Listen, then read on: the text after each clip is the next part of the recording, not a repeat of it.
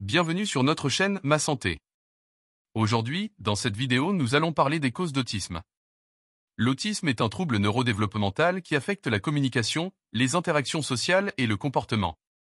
Les personnes atteintes d'autisme peuvent avoir des difficultés à comprendre les signaux sociaux, à établir des relations avec les autres et à communiquer de manière efficace.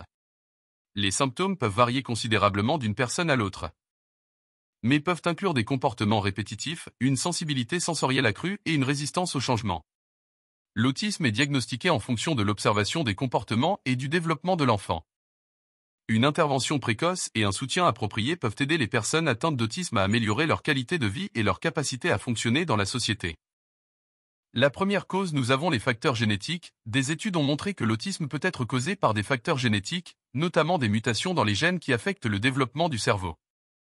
Les enfants ayant un frère ou une sœur atteint d'autisme ont également un risque plus élevé de développer le trouble. Les chercheurs continuent d'étudier les gènes impliqués dans l'autisme pour mieux comprendre leur rôle dans le développement du trouble et pour identifier les mutations génétiques qui peuvent augmenter le risque d'autisme.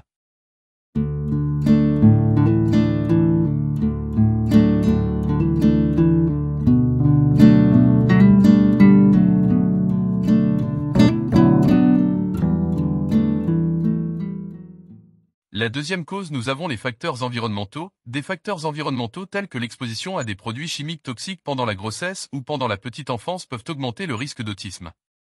Les infections pendant la grossesse ou les complications à la naissance peuvent également jouer un rôle dans le développement de l'autisme.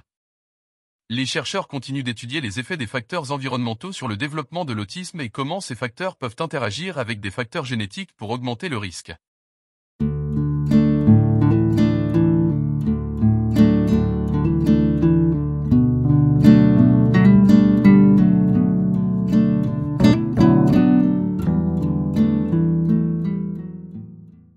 La troisième cause, nous avons la prématurité. Les bébés nés prématurément ont un risque plus élevé de développer l'autisme en raison d'anomalies dans le développement du cerveau chez les bébés prématurés.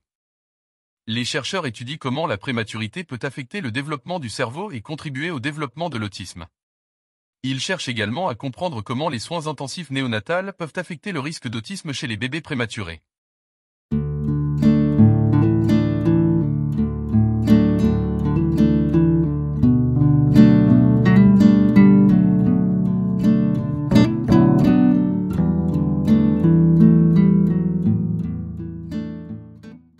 La quatrième cause, nous avons l'âge des parents. Des études ont montré que les enfants nés de parents plus âgés ont un risque plus élevé de développer l'autisme en raison de mutations génétiques qui se produisent naturellement avec l'âge. Les chercheurs continuent d'étudier comment l'âge des parents peut affecter le risque d'autisme chez les enfants et comment les mutations génétiques peuvent interagir avec des facteurs environnementaux pour augmenter le risque.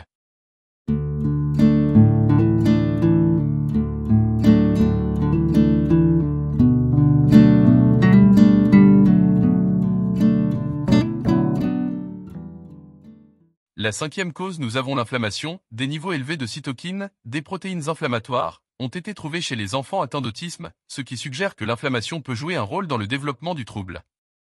Les chercheurs étudient comment l'inflammation peut affecter le développement du cerveau et contribuer au développement de l'autisme. Ils cherchent également à comprendre comment l'alimentation et le mode de vie peuvent affecter les niveaux d'inflammation et le risque d'autisme.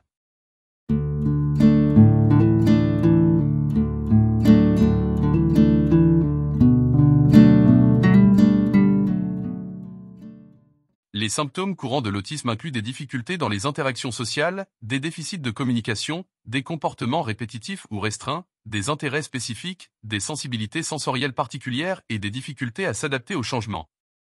Ces symptômes peuvent varier en intensité et en combinaison chez chaque individu autiste. L'autisme peut présenter une large gamme de manifestations chez les adultes. Les difficultés dans les interactions sociales, la communication et la flexibilité peuvent persister à l'âge adulte.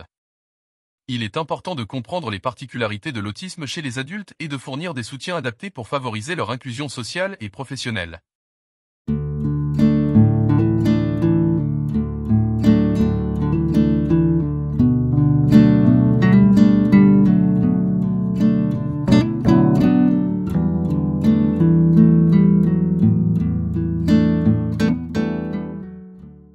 Merci d'avoir regardé la vidéo. N'hésitez pas à aimer et commenter sur nos vidéos, je vous invite à vous abonner à notre chaîne et à activer la cloche pour recevoir et ne manquer aucune de nos nouvelles vidéos.